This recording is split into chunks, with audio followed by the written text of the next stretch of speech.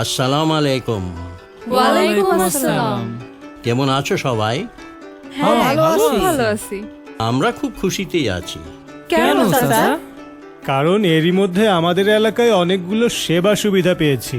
আমাদের জন্য এই multipurpose community and service centre, school cum দুর্যোগ আশ্রয় কেন্দ্র, নারী বান্ধব সেবা কেন্দ্র, সোলার লাইট ও সোলার ন্যানোগ্রিড, নিরাপদ পানির ট্যাপ স্ট্যান্ড, রাস্তা, ফুটপাত, ব্রিজ ও কালভার্ট আর ফায়ার স্টেশনও তৈরি করা হয়েছে। আর এই সকল সেবা সুবিধা যাতে নারী, শিশু, প্রতিবন্ধী, গর্ভবতী ও বয়স্করা ব্যবহার করতে পারে, সেই জন্য তাদের চলাচল উপযোগী রাস্তা, ওঠানামার জন্য সিঁড়ি বা র্যাম্পের ব্যবস্থা করা আছে। এছাড়া সড়কবাতি ও বজ্রপাত নিরোধী যন্ত্রও লাগানো হয়েছে। এখন আমাদের এই এলাকা দেখতেও সুন্দর লাগে। এই সব সেবা সুবিধাগুলো যাতে টেকসই হয় ও ভালো থাকে সেজন্য আমাদের সচেতন হতে হবে। কিন্তু চাচা আমরা কি করব? আমরা তো ইঞ্জিনিয়ার না। আসলে এলাকার সবাইকে বোঝাতে হবে যে এই সেবা সুবিধাগুলো সবই আমাদের। আমরা নিজেদের বাড়ি, জিনিসপত্রের যেমন যত্ন নিই, তেমনি এসবেরও যত্ন নিতে হবে। আর মাঝে মধ্যে এলাকা ঘুরে দেখলে ভালো হয়, কি বলেন? তাহলে চলেন একসাথে ঘুরে দেখি এখন এলাকাটা কেমন লাগে। আরে থামো থামো, এখানে ময়লা ফেলছো কেন? এ তো আবর্জনা স্তূপ হয়ে গেছে। শোনো, আমাদের সবাইকে নির্দিষ্ট স্থানে ময়লা ফেলতে হবে, তা না হলে মশা মাছি বাড়বে, দুর্গন্ধ ছড়াবে। হ্যাঁ, এর ফলে নানান অসুখ হতে পারে, তাই না স্যার? হ্যাঁ, তুমি ঠিক বলেছ রহিমা। এখান থেকে আজই ময়লা সরাতে হবে, আর কেউ যেন যেখানে সেখানে ময়লা না ফেলে তা এলাকাবাসীদের বোঝাতে হবে।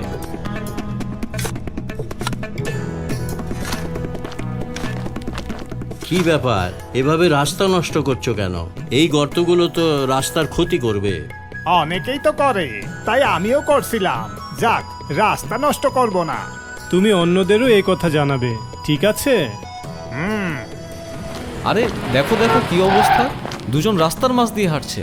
তাহলে কোথায় হাঁটবো? কেন, এখন তো ফুটপাত আছে ভাই। হ্যাঁ, ফুটপাত দিয়ে হাঁটা উচিত। আসসালামু আলাইকুম মেম্বার চাচা। ওয়ালাইকুম আসসালাম। বাহ, সব দেখি ঝকঝকা। রাস্তায় আলো থাকায় এখন রাতে কাজ শেষে বাড়ি ফিরতে আর ভয় করে না। তাই এখন আমাদের এই সবগুলো দেখে রাখতে হবে। ৮ নাম্বার বিপদ সংকেত, সবাই আশ্রয় কেন্দ্রে চলুন। ৮ নাম্বার বিপদ সংকেত, সবাই আশ্রয় কেন্দ্রে চলুন। চাচা, খবর ভালো না, ৮ নাম্বার সিগন্যাল দিছে। চিন্তার কিছু নাই, ৭ নম্বর বিপদ সংকেতের সময়ই আশ্রয় কেন্দ্রে অসুস্থ, বৃদ্ধ, প্রতিবন্ধী, গর্ভবতী নারী ও শিশুদের নিয়ে যাওয়া হয়েছে। মন দিয়ে চাচার কথা শোনো সবাই। ভয়ের কিছু নাই, শোনো, বিপদ ঠান্ডা মাথায় একসাথে মোকাবেলা করলে ক্ষতি কম হয়। আমাদের এখানে দুর্যোগ আশ্রয় কেন্দ্র, মাল্টিপারপাস কমিউনিটি সেন্টার আছে। যেহেতু ৮ নম্বর মহাবিপদ সংকেত চলছে, তাই চলো সবাই আশ্রয় কেন্দ্রে যাই। আর আমাদের গরু ছাগলের কি হবে? ভেবো না, সেগুলো রাখার ব্যবস্থা আছে।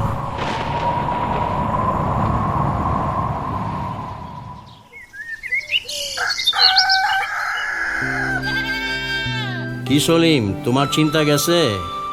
জি চাচা।